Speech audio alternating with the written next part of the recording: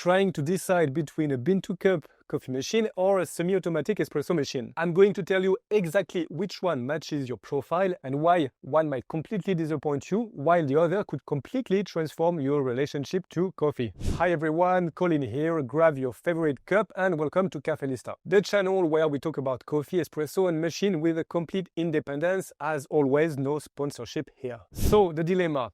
Today we are settling a question I get every single week. Which one is better for me? An automatic coffee machine or a semi-automatic? On one side, the promise of a perfect coffee with just the push of a button.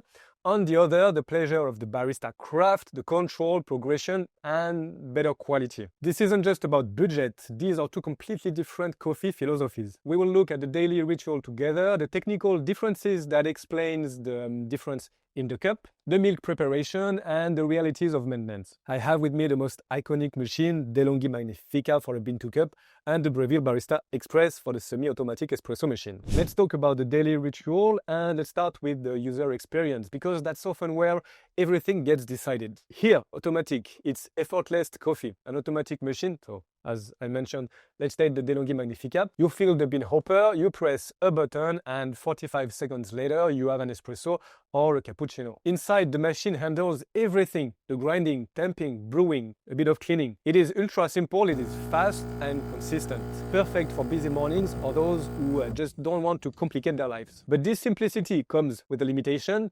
You can progress, and the quality in the cup is not exactly the same as what you can have with this one. So this machine decides everything for you. Now, a semi-automatic espresso machine, this is here coffee with meaning. Here we have the Barista Express, and it's the complete opposite. You will grind, you can distribute the grind evenly in the portafilter, you can temp with the temper to create the proper puck.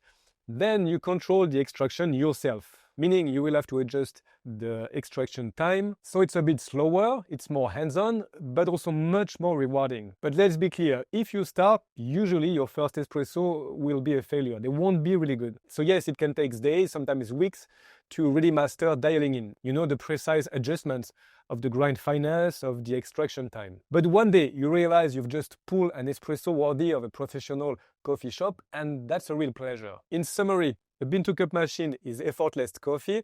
A semi-automatic coffee machine, it's meaning, progression, and quality in the cup. Now, let's look at why these two machines produce such a different espresso. We will look more into the internal components. First, we have the grinder. This is the precision that changes everything. On a bean-to-cup, you have usually between 5 and 10, sometimes 13 grind settings. So that's enough for balanced coffee, but you will never be able to grind as fine as this type of machine. This is normal. The bean-to-cup machine are not made to handle this type of grind. Now, on a semi-automatic coffee machine, we have, it depends, of course, of the machine, between 16 grind settings. We also have some internal adjustments. So we have a much better range and capacity to grind finer. This precision changes everything. We have a denser, sweeter, rounder espresso. We have more body in the cup. So I should mention, since these are combo machines, the grinder is still sometimes limited compared to an external grinder. So it's good to know. With an automatic machine, we have a coffee that is a little bit clearer, less syrupy, less crema, less body. Not necessarily bad, but it's not the same. And it's also because those machines use different kind of brewing unit. On this one, we have a portafilter. On the bean-to-cup machine, we have the brewing unit. It is inside. Sometimes it's sealed, sometimes you can take it out to clean it, but it's really impossible to see what's happening during the grinding and the extraction. It's also important to note that the coffee dose will be much lower here. Usually we can be between 10 to 15 grams on the better machine. On a semi-automatic coffee machine, well, we can really decide. We can go up to 18 to 20 grams for a double espresso. Here everything is visible. The portafilter, the puck, the flow. We can really adjust everything. On the professional model, we have a 58mm portafilter. On the one like the Breville Barista Express, it's 54, and on the De'Longhi, for example, it's usually 51. It's more forgiving for beginners. Why is such a difference in texture? This is the pressurized versus non-pressurized basket. This is where it gets really interesting. The bean-to-cup machine uses a pressurized system. The espresso and the crema is created by a small mechanical resistance. It's not made by the coffee puck itself. That's what gives some crema which is more like a foam and less body. As I said, it's not necessarily bad, but it's really not the same type of coffee that you can get with a non-pressurized basket. Here it's the grind finesse, the puck preparation that will create the real water resistance. The result, as we mentioned, a finer crema, richer texture, longer taste, and above all, a coffee that tells a story. To give you a concrete idea, I've measured the TDS, the total dissolved solids in the coffee. It is between 6 and 8% on a bean-to-cup machine, whereas a well-dialed semi-automatic machine will be more like a 10 to 12%. This will be the sign of a well-balanced coffee. Last technical point, and we have done, the temperature control. On some semi-automatic coffee machine, we have a PID controller. It's like a cruise control for temperature, maintaining water in a very precise range, usually within plus or minus 1 degree. And even without a PID, you will generally have more precise temperature control than on a bean-to-cup machine. And as you know, the temperature variation can have a strong impact on the quality, on the extraction of your espresso. And by the way, if you have a coffee machine, whether bean-to-cup or semi-auto, and if you want to avoid blend coffee, I have prepared a free guide for you. Perfect espresso settings in 5 easy steps. It's simple, it's practical, and it will help you understand the settings that change everything. You can download it, it's free, it's in the description. You should check it out. Now let's look at the milk drinks, the cappuccino, because here too it's a different philosophies. On the bean-to-cup, we usually have a carafe like the latte crema or the latte go for Philips. It's really convenient. You fill it, you press a button and the machine froths the milk for you. You can even put the container in the fridge. It's good, but sometimes the texture is a little bit thick. The bubbles are a little bit larger, there is less fineness. So it's perfect for a quick cappuccino. Of course, impossible to make any kind of latte art. And you won't have the same texture that you can find with this machine. And you need to clean the carafe every day. Be careful of the bacteria. If you're still with me and if you like this video, don't hesitate to like, to subscribe if you haven't already. It's a little thing, but I can assure you it helps us a lot. Thank you. Now, the manual steam wand on a semi-auto. Here you control the steam wand yourself.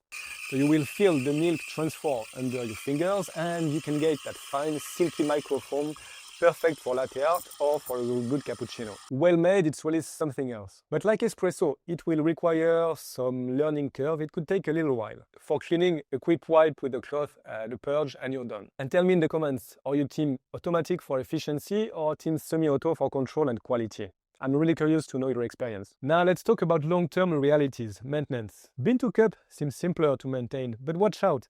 Their internal brew group requires real weekly cleaning. It's a hidden, sometimes complex part that get a lot of coffee residue quickly. So it's not too bad, but you have to remember to clean it. Semi-autos, on the other hand, require more small daily tasks. Wiping the wand, rinsing the portafilter, a back flush if you can. But everything is more visible and accessible. So there is a little paradox here. Using a bean-to-cup machine seems simpler, but there is also a good amount of maintenance. Some brew group also require to be lubricated every 2 or 3 months. So here we have more steps, but I feel it's more easy, more transparent.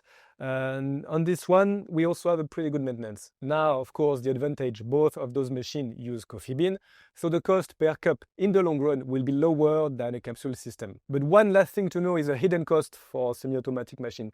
You might want to upgrade your accessories. Sometimes a better tamper, a distribution tool, a mat, knockbox, and of course a precision scale. So it could be a little bit more progressive budget, but it's also more sustainable. So which one should you choose? If you are in a hurry, if you want a good coffee without thinking, if you want consistency and speed or priorities, get an automatic machine. It is the comfort machine. It won't help you progress, but it will serve you a good coffee every morning. It is also great for families. But if you're curious, if you love understanding, experimenting, if the quality is really important for you, then a semi-automatic machine, I think, will be the right choice. Yes, it requires a bit more time. The learning curve could be a little bit steep, but it will reward you with a deeper, more texture, more alive espresso. In summary, automatic, we have speed, consistency, simplicity. Semi-auto, control, learning, pleasure, and quality, taste quality. And honestly, there is no wrong answer here. Only the one that matches your relationship with coffee. And you might guess, for me, after a few years in the coffee world, I would pick a semi-automatic coffee machine. And there you go. Now you have all the cards in hand to choose the machine that really fits you, because that's what's really important. Thank you for watching this video all the way. I hope it really helped you. Don't forget to leave a like and subscribe. I see you next week. I hope you have a good day. Ciao.